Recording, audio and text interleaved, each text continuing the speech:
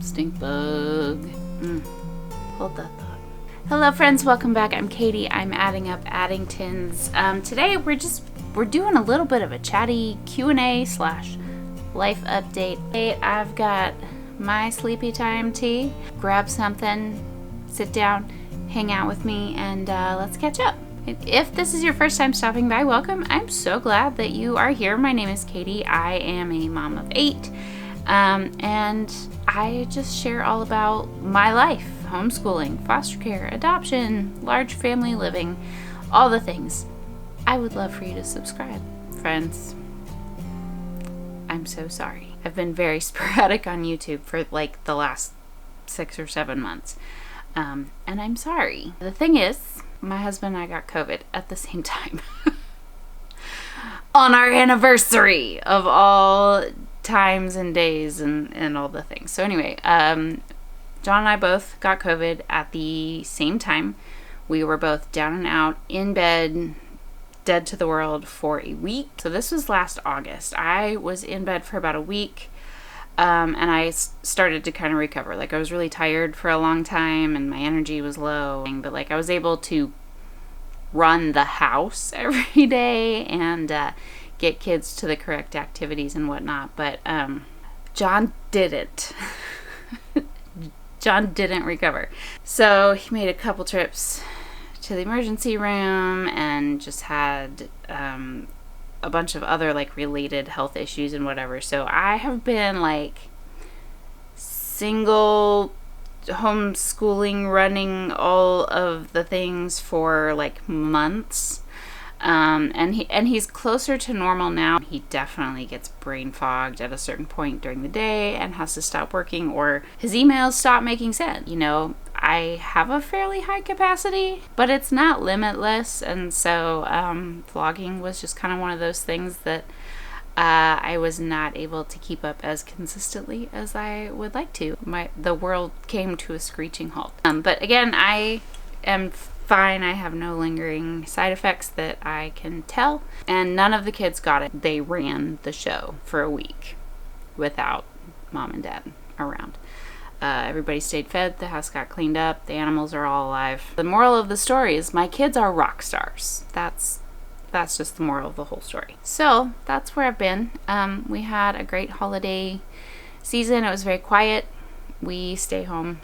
We don't go anywhere. Nobody comes to us. It's just nice and quiet, and we really take our time. In fact, I had it on my list to try to do a video about like our kind of slow, gentle family Christmas, even though we have a lot of people and little kids and it's exciting and there's presents. Like, it's still just a very relaxed day. If you'd be interested in that for next year, let me know in the comments down below. And so our oldest daughter, who is no longer living at home, came in for a few days and stayed with us. I always love having all of my little chickies in the nest with me. Anyway, I hope your holiday season was great, and let's jump into some Q&A. All right, so first up, happy 2023. Somebody asked, do you have any New Year's goals or resolutions or anything like that? Yes and no. I don't know that I have ever set like really solid New Year's resolutions. So I don't have any of those. And I've never been one to like pick a word or whatever, but this year I do have sort of like a general intention or a theme, and that is discipline. So last year I really spent a lot of the first half of the year, before like the plague hit us and we were all struck down.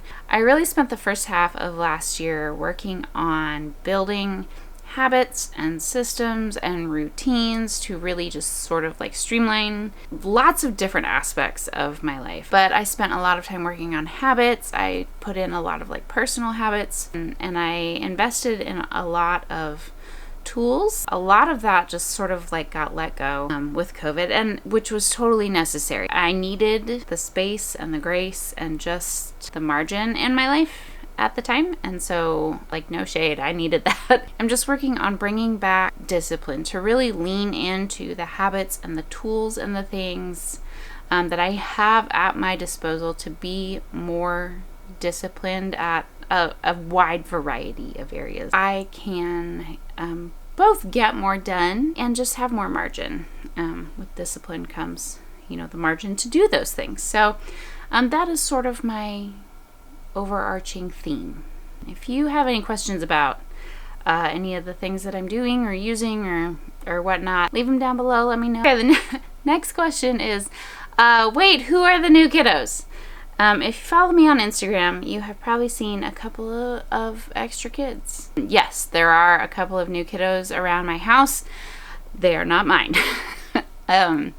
So a couple years ago, I introduced you to one of my best friends. Her name is Pam, who is a single foster and adoptive mom. I will link to her videos that she did with me. So she has 2 adopted sons who are just turned 4 and soon to be 6. And as a single mom who is killing it, she works full-time, obviously, to support herself and her kids. She had the goal or dream of being able to homeschool the boys. Also has to be the sole provider, and so they are hanging out and schooling with us. Yes, it is all legal. We are entirely above board. So Declan and Tobias are here all day, every day. You will see them. This is my real life, man. They're part of my real life. Here they are. Oh gosh, if somebody always asks about my hair. So how long is your hair now? If you don't know, my hair is 4'6". That's how long it is. It hangs to about mid-calf length when it is completely straight, although that is rarely the case. How long am I shooting for? I have no goals.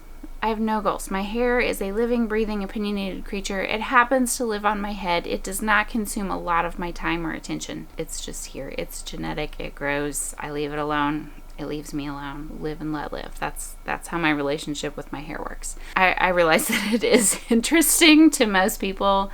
It's just not a big deal in my everyday life, if that makes sense. Like, it's here and it's kind of cool. I love the little kids' reactions. Those are my favorite, right? Like, that's magical. I really put way less time and attention into this than most people would believe. But for those of you who are fascinated, want to know, I am spinning up a second channel called Real Life Rapunzel. I will leave the link in the description box down below. There's not a whole lot over there yet, but I'm trying, I'm working on it. So if you would like to jump over there and subscribe to that channel for all of the long hair related things, you can do that. I will leave it linked down below. All right, now I had several like homeschool related questions.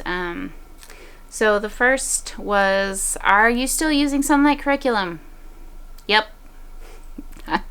I'm probably just a lifetimer, honestly. So, I did a video way back in my early days on YouTube about why and how we chose our homeschool curriculum.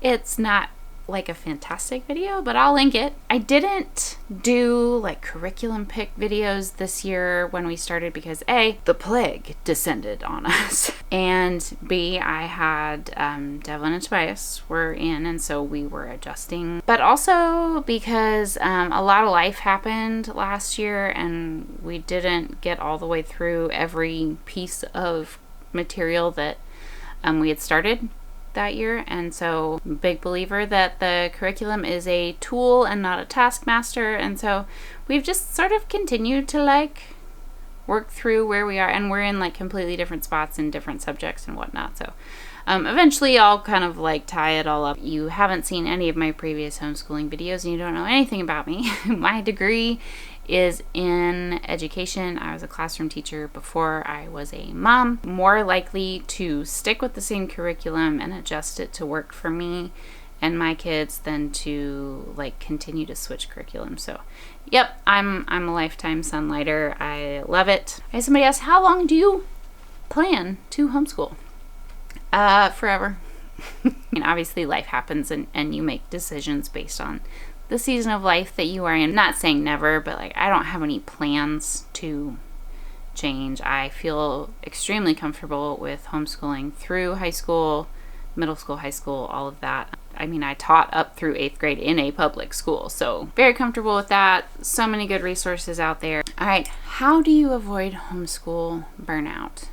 Whoo-wee. It's good one. I don't always avoid it, if I'm honest. I think remembering that this is a marathon and not a sprint is helpful for me, at least personally. Like, okay, did everything crash and burn today? Yes. Does that mean that everything is ruined? No. If you plan to take 4 steps forward and you only made it 2, it's better than like not having started at all. You're still 2 steps ahead of where you were. As far as like personal, teacher care, I know everybody recommends it, but for a reason. Everybody recommends it for a reason. The book Teaching from Rest by Sarah Mackenzie from the Read Aloud Revival. I will link it down below if you don't have it, but it really is just a good mind shift reset. And then again, just kind of coming back to that idea of like discipline, to really being diligent in taking the time to develop good sleep habits and taking care of myself, finding beauty, doing things that I enjoy, being diligent to develop those habits, be disciplined in those habits, to take care of myself, be disciplined not only in the things that I am doing and accomplishing every day, but in the ways that I am investing in and taking care of myself and my marriage. And being disciplined in those things sort of just helps me to keep up with not only everybody else, but myself too. And some days I just burn out. I do. I crash and burn. I'm like, you know what? Today was a terrible day. And I'm over it. And I didn't enjoy it. And I didn't like it. And I don't feel good. And I'm going to be done. And I'll try again tomorrow. That's real. That's real. So, if you have more questions for me, about pretty much anything, leave those in the comments down below. I will leave any of the previous videos or resources that I have mentioned linked down below. I hope that you found something encouraging today. So I love you guys. Thank you so much for being here. I really appreciate you. Happy New Year. To see you again soon.